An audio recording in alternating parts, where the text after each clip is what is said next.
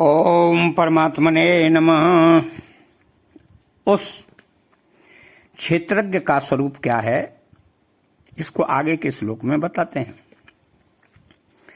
क्षेत्रज्ञं चापिमां विद्धि सर्वक्षेत्रेषु भारत, क्षेत्र क्षेत्रज्ञ योर्ज्ञानं यन्तज्ज्ञानं मतं मम।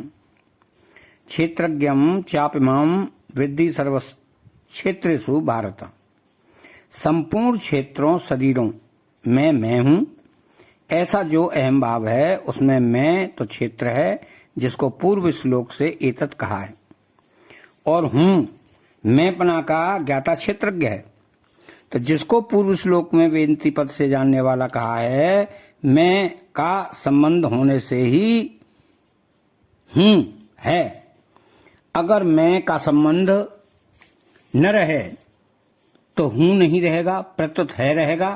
कारण है ही मैं के साथ संबंध होने से हूं कहा जाता है। अतः वास्तव में क्षेत्रज्ञ हूं कि परमात्मा है के साथ एकता है। इसी बात को भगवान यहां कह रहे हैं कि संपूर्ण क्षेत्रों में मेरे को ही क्षेत्रज्ञ समझो। मनुष्य किसी विषय को जानता है तो वह जानने में आने वाला विषय श्रेय कहलाता है। उस श्रेय को वह किसी करण के द्वारा ही जानता है। करण दो तरह का होता है, बहिकरण और अंतःकरण। तो मनुष्य विषयों को बहिकरण, श्रोत्र, नेत्र आदि से जानता है, और बहिष्करण को अंतःकरण, मन, बुद्धि आदि से जानता है। तो उस अंतःकरण की चार वृत्तियां हैं, मन, बुद्धि, चित्त और अहंकार। इन चारों में ही अहंकार सबसे सूक्ष्म है, जो एक देशी है। यह अहंकार भी जिससे देखा जाता है, जाना जाता है, वो जानने वाला प्रकाश स्वरूप क्षेत्रज्ञ है। उस अहम भाव के भी ज्ञाता क्षेत्रज्ञ को साक्षात मेरा स्वरूप समझो। यहां विद्ध पद कहने का तात्पर्य है कि हे अर्जुन, जैसे तू अपने को शरीर में मानता है और शरीर को अपना मानता है, ऐसे ही तू अपने को मेरे में जान और मेरे को अपना मान। कारण कि तुमने शरीर के साथ जो एकता मान रखी है, उसको छोड़ने के लिए मेरे साथ एकता माननी बहुत आवश्यक है। जैसे यहां भगवान ने क्षेत्रज्ञम चापी माम विद्धि पदों से क्षेत्रज्ञ की अपने साथ एकता बताई है। ऐसे ही गीता में अन्य जगह भी एकता बताई है। जैसे दूसरे अध्याय के 17वें श्लोक में भगवान ने शरीरी क्षेत्रज्ञ के लिए कहा गया है, जिसको संपूर्ण संसार व्याप्त है, उसको तुम अविनाशी समझो। अविनाशी तो तद्विद्धे येन सर्वमिदं ततम्। और अपने लिए कहा है कि मेरे से वह संपूर्ण संसार व्याप्त है। मया ततमिदं सर्वम जगद्व्यक्तम मूर्तना। यहां तो भगवान ने क्षेत्रज्ञ अंश की अपने अंशी के साथ एकता बताई है, और आगे इसी अध्याय के 34वें श्लोक में शरीर संसार कार्य की प्रकृति कारण के साथ एकता बताएंगे। तात्पर्य है कि शरीर तो प्रकृति का अंश है, इसलिए तुम इससे सर्वदा विमुख हो जाओ, और तुम मेरे अंश हो, इसलिए तुम मेरे सम्मुख हो जाओ। शरीर की संसार के साथ स्वाभाविक एकता है, परंतु यह जीव शरीर को संसार से अलग मानकर उसके साथ ही अपनी एकता मान लेता है। तो परमात्मा के साथ क्षेत्रज्ञ की स्वाभाविक एकता होते हुए भी शरीर के साथ एकता मानने से यह अपने को परमात्मा से अलग मानता है। तो शरीर को संसार से अलग मानना और अपने को परमात्मा से अलग मानना, ये दोनों ही गलत मान्यताएं हैं। अतः भगवान यहाँ विद्धि पद से आज्ञा देते हैं कि क्षेत्रज्ञ मेरे साथ एक है, ऐसा समझो। तात्पर्य है कि तुमने यहाँ शरीर के साथ अपनी एकता मान रखी है, वहीं मेरे साथ अपनी एकता मान लो, जो कि वास्तव में है। तो शास्त्रों में प्रकृति, जीव और परमात्मा, इन तीनों का अलग अलग वर्णन आता है, परंतु यहां अपि पद से भगवान एक विलक्षण भाव की ओर लक्ष्य कराते हैं कि शास्त्रों में परमात्मा के जिस सर्वव्यापक स्वरूप का वर्णन हुआ है, वो तो मैं हूं ही।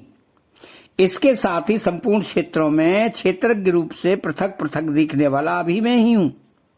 अतः प्रस्तुत पदों का यही भाव है कि क्षेत्रज्ञ रूप से परमात्मा ही है, ऐसा जानकर साधक मेरे साथ अभिन्नता का अनुभव करे। स्वयं संसार से भिन्न और परमात्मा से अभिन्न है, इसलिए यह नियम है कि संसार का ज्ञान तभी होता है जब उससे सर्वदा भिन्नता का अनुभव किया जाए। तात्पर्य है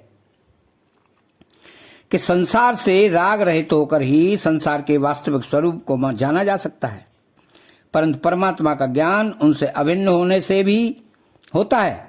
इसलिए परमात्मा का यथार्थ ज्ञान प्राप्त कराने के लिए भगवान क्षेत्रज्ञ के साथ अपनी अभिन्नता बता रहे हैं। इस अभिन्नता को यथार्थ रूप से जानने पर परमात्मा का वास्तविक ज्ञान हो जाता है। तो क्षेत्रज्ञ योर ज्ञानम यंत ज्ञानम मतम मम, क्षेत्र शरीर की संपूर्ण संसार के साथ एकता है और क्षेत्रज्ञ जीवात्मा की मेरे साथ एकता है। तो ऐसा जो क्षेत्रज्ञ का ज्ञान है वही मेरे मत में यथार्थ ज्ञान है।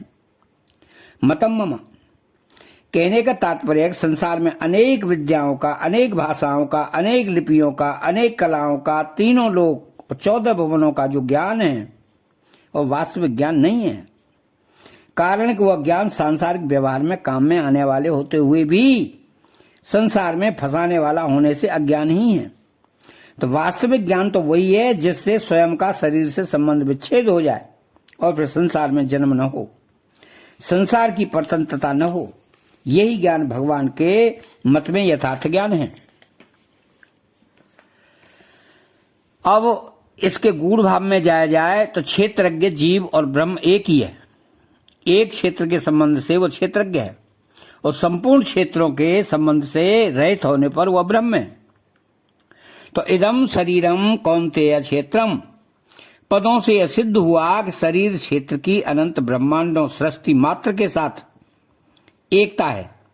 और क्षेत्रज्ञम चापी माम विद्धे पदों से यह सिद्ध हुआ कि स्वयं क्षेत्रज्ञ की अनंत अपार असीम परमात्मा के साथ एकता है।